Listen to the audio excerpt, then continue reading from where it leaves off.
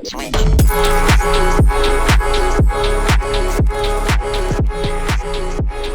is going on, and welcome back to the Director of Football Journeyman with me, FoggyPlays, on FM21, managing Angers. We have 6 games remaining this season. Today's episode we are taking on Brest and Monaco. As you can see, I've swapped sides. I am now on this side, whereas before I used to be over there.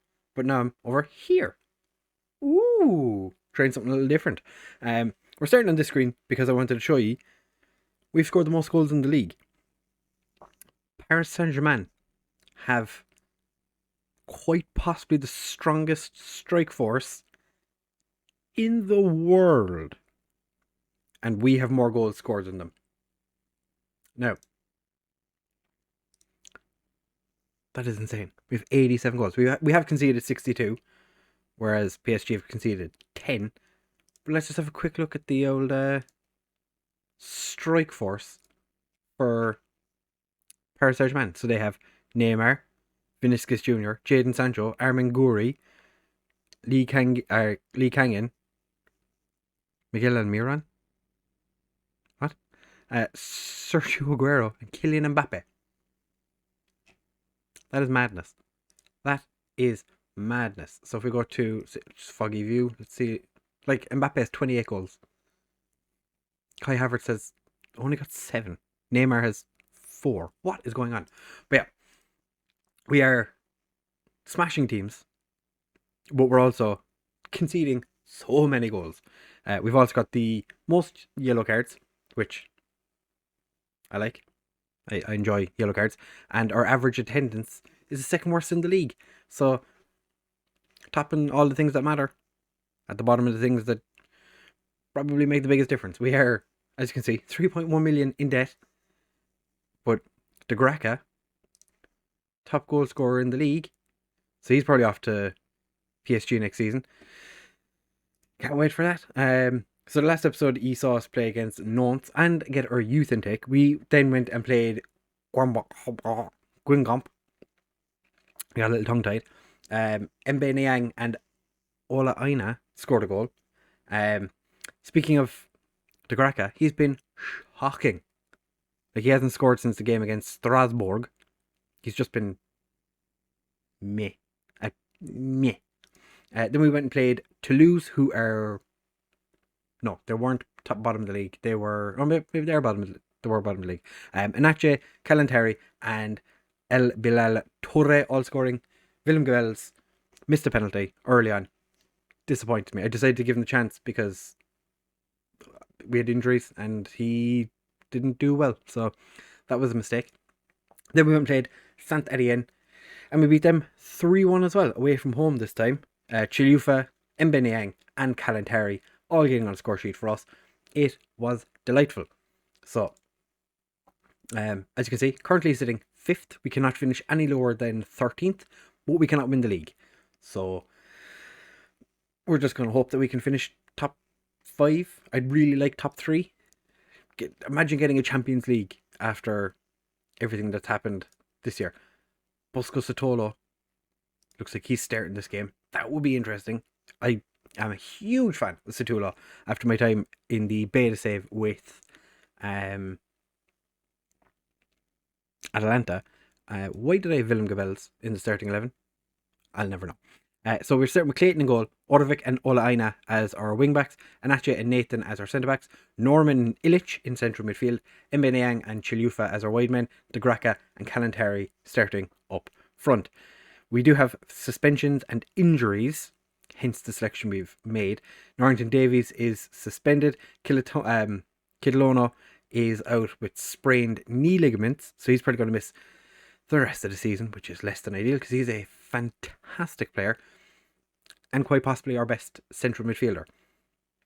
So that's disappointing. It means Bakuna gets to sit on the bench. Norman, not our player, still starts ahead of him because Bakuna has just been such a... I hate to say he's a waste of money, but my director of football really did not think enough about his decision in this one. So, I always find it interesting when they pick some players, like randomly, like Orvik. He's been a really good player. He's had a couple of off games in the past, but why would you pick him out as being like, oh, why would he be starting this game? And then they're all delighted that Niang is starting, which, to be fair, makes sense because he's been really quite good. I'm going to tell the lads to carry on their good form from the last couple of games. We have been in decent form. We're going to go against Brest. We do seem to struggle somewhat against teams below us in the league, which is, at this current moment, quite a lot of teams, has to be said. Long throw, far too easy for the goalkeeper. I'm not sure, was that Ole Aina that threw it, but Nathan takes up the kick from the goalkeeper. Illich gets dispossessed but keeps hold of it, and the Graka, I'm not sure if that hit a defender or if the keeper got a touch to it, but it's gone behind for a corner, and Illich to take said corner, and Atje heads it so far over, it could have hit someone on the moon. Why is Satulo playing at right wing, or right wing back? Or not just right back. Why is he playing as a right back? Satulo's a beast of a centre back, and you're going playing him at right back. Niang sends it off to Chilufa. Illich, Norman, beautiful one-touch play to Orvik. Back to Norman, crossover, gets cleared away, but Inache picks it up. Orvik, Norman, Niang.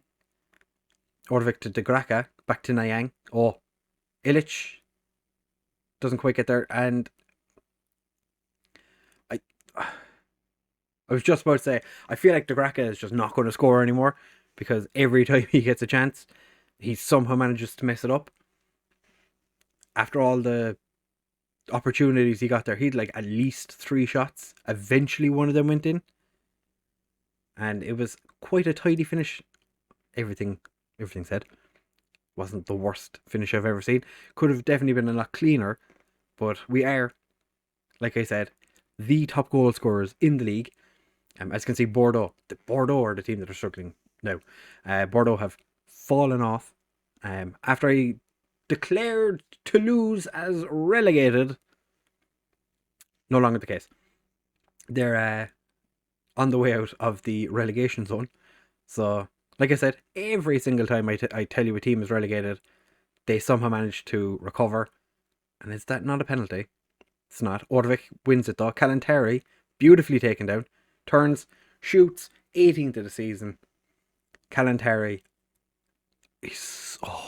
made his debut for the England under-21s in the international break since the last episode, and scored on his debut, and then scored in his second game as well. Kalantari is a very, very good footballer, and to him, sometimes you wonder how a director of football does things. Like, it doesn't make sense, but then sometimes they find the absolute gem of a player. Like, the guy was in Iran, an English-Iranian striker who's now playing in the French top division, and he's one of the best strikers in the league, nay, the world. And Atje heads just over. Speaking of the director of football, the managing director or the chairman, whoever I have in charge of offering my director of football a new contract, offered him a contract because it does run up at the end of the season. He rejected it. So we might be getting a new director of football in the not too distant future for next season.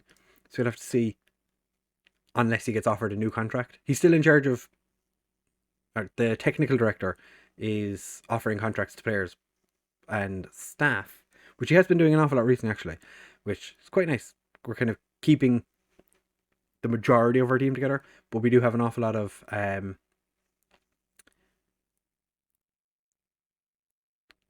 confusion, I suppose you'd say, because we don't know if our director of football is going to be here next season. And with this save, it's quite important we have a director of football. And Ole Aina really, really wanted a goal there, playing at left back today. Ole Aina is a fantastic utility player because he literally can play either side, and he's quite proficient at both.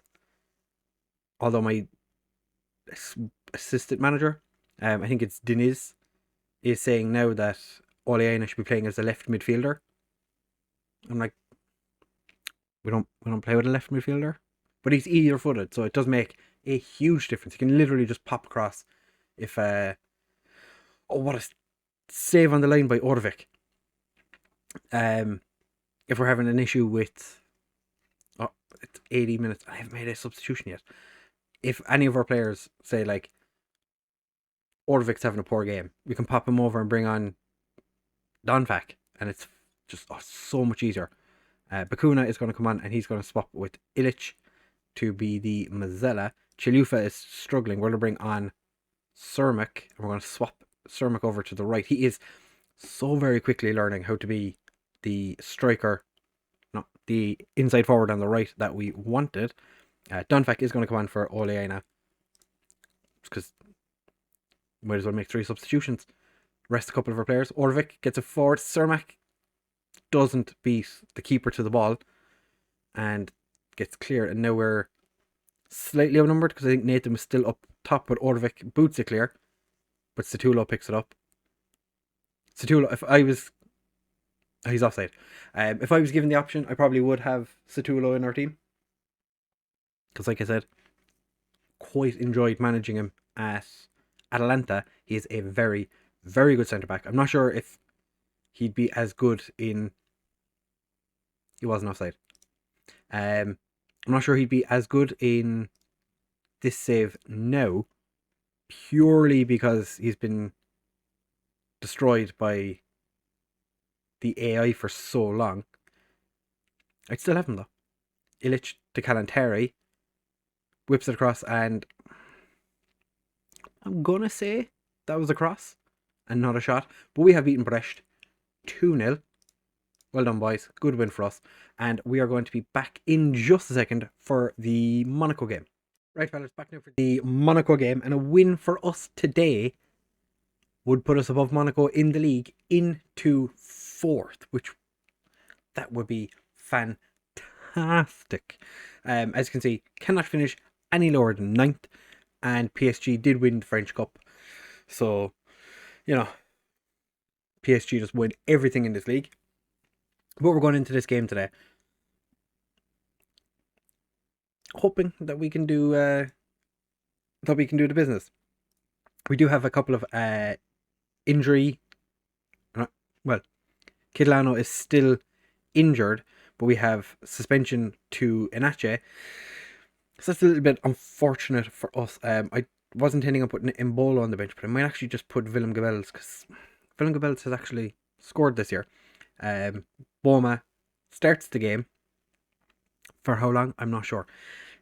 I don't think he's long for this team anymore. So that's the only change to this 11. Yeah, that's the only change to the starting 11. So we're going to go into this game. We played well in the last game. Yeah, Boma for Enache. I'm hopeful. I am hopeful. I think we can. I think we'll scrape a win.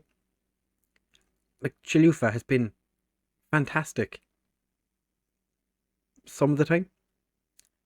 Ivan Illich is going to extract revenge.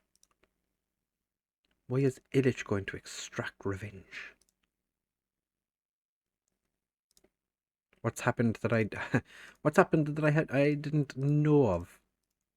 Is Illich ex-Monaco? No. I'm not sure. But if he plays really well, I don't care what for what reason he does it. I'm just here to smash Monaco. If we can beat Monaco, I'd be quite happy because, like I said, would put us a place higher in the league. Illich, whatever revenge he's looking for, he's gotten the first goal just inside the first 11 minutes. I was going to say 10, but the highlight started 10 minutes and 13 seconds. But it was beautifully struck. Chilufa, that's the reason I started him. Puts it past the keeper. And we have taken the lead. Farines is a very good goalkeeper, and I'm surprised Monaco have gotten him. Mbe Niang, it's hit the inside of the post post/crossbar. And we've managed to not extend our lead. But the Graka is through with the ball, gets it to Niang. Niang's hit the post again. Oh! We've hit the post twice in the first 25 minutes. Or first 20 minutes, even. This is a stressful game so far. Nice have taken the lead because of an own goal. Lille, actually, interestingly, sitting 11th in the league, sacked their manager. I'm not sure why. Because their form was picking up, and then for some reason they were just like, get out of here.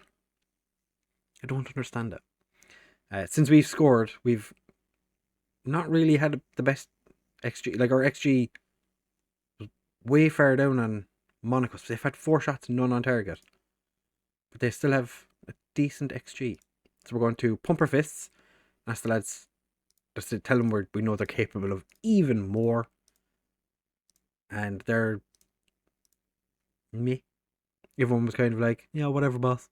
Thanks. Chilufa and Odovic are the only ones that aren't motivated from that. So we're just going to keep going. And Under is offside. That tackle over here, I'm not sure who it was that hacked down one of the Monaco players, but I'm surprised he didn't get booked for it. Why has Illich's name got nothing above it? Well, he wasn't offside. Under was not offside, but I shall take that. That's, for a change, something going in our favour.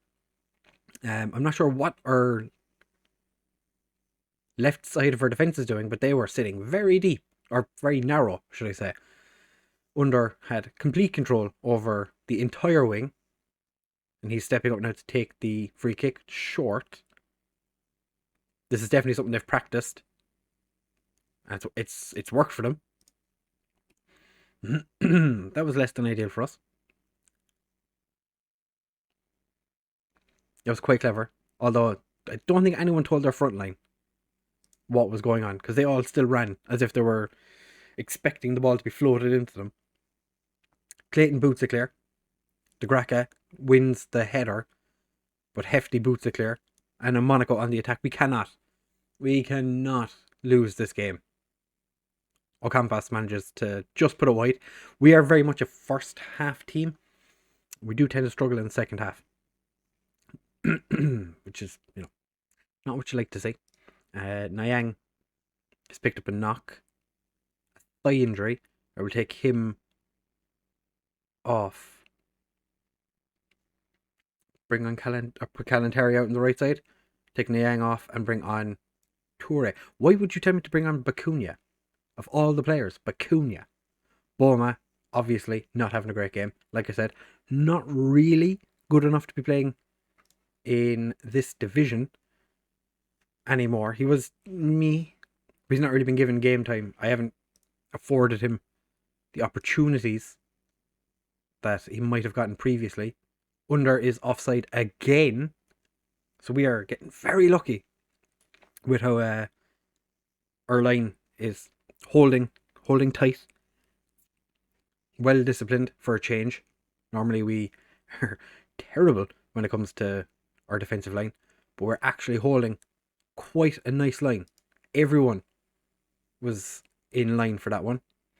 Clayton has another free kick. Chilufa doesn't win it, but Norman picks it up. Chilufa's got it through from Toure, and Fernandez just manages to push it around the post. And now Illich to take the corner. Gets it across, and none of our players are there. And Correa has one man to beat. Norman says, "Not today, buddy." I suppose he's saying in a Norwegian accent. Not like that. Calantari, I'm going to take him off for Gabels. Let's see what Gabels can do. Boma is really struggling, but we don't. Could put Orvik in the centre. Move Ole Aina over there. And bring on Donvak. Or do we leave Ole Aina that side and bring on Denore, which I think is probably the better option? Question mark? I'm not so sure about this, but we're doing it. Monaco all the way back to the keeper, building from the back. That change hasn't been made yet, and Monaco are on the attack. I don't like where this is going. Castrovelli under, eventually gets his goal.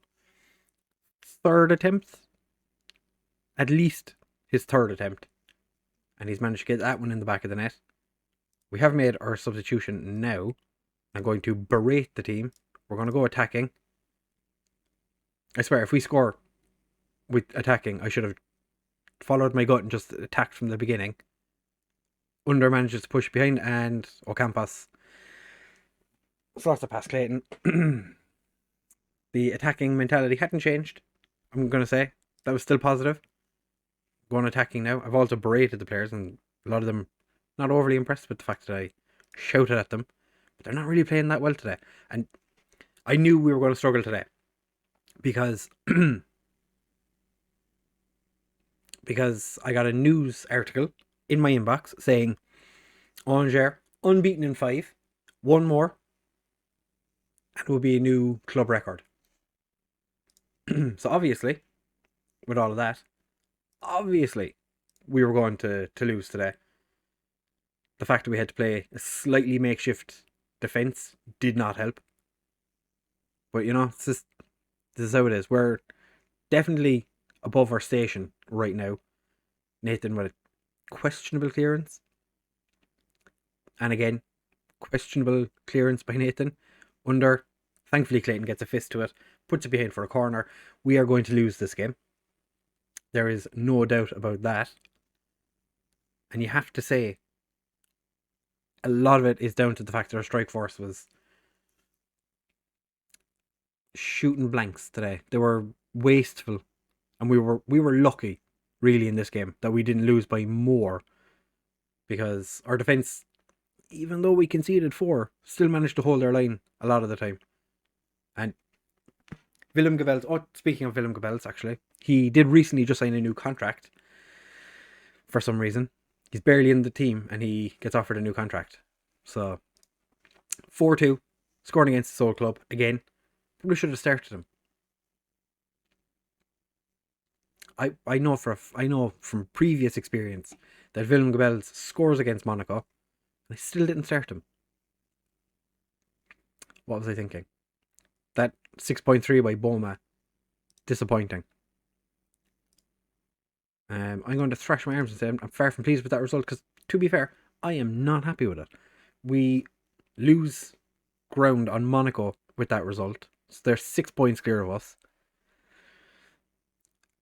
And it's looking less and less likely like we're going to challenge the top 3. We still have a 6-point advantage over Nice and Nantes, so we could potentially still get Europe.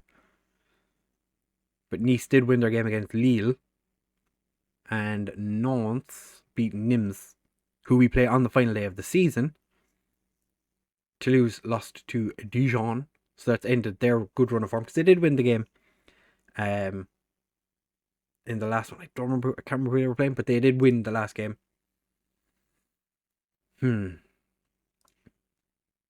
So Niang has a pulled thigh, so we're without him. The Graka reveals my fury. And the Ren boss is again. The Ren boss needs to leave us alone. He spends too much time at our ground. As you can see, no team leaders. That's definitely an issue we're going to have to fix. I'm going to have to probably send one of, if not 2 of these players to leadership courses. Try and get them into team leader. Because as it is right now, Anache, our captain, has just moved up to influential player. And our vice captain is Kalantari, also only an influential player. But all of that means nothing because we are coming to the end of the season. We have 4 games left. We're going to be back for Metz and Nimes in the next episode. Metz sitting pretty in 9th and Nimes in 14th with one of the coolest badges in the game. We cannot finish any higher than 3rd now. So Strasbourg is the highest team we can beat in the league. Can't finish any lower than Marseille, who did actually sack Andres Villa's boss as well. So there's been an awful lot of sackings in France this year. Be interesting to see when the PSG manager gets sacked, because I'm assuming they're going to get sacked at some point, because they've won pretty much everything. So, our transfer budget. At one point, our transfer budget was down to £688, and then we got money from some guy who was sold 4 years ago. He scored 20 goals and took him 4 years to do it, and he's a striker. Fantastic. So, if you've enjoyed, please do make sure to leave a like, comment, and subscribe. Share with all of your friends. It does make a huge difference. And I'll see you in the next one. Bye!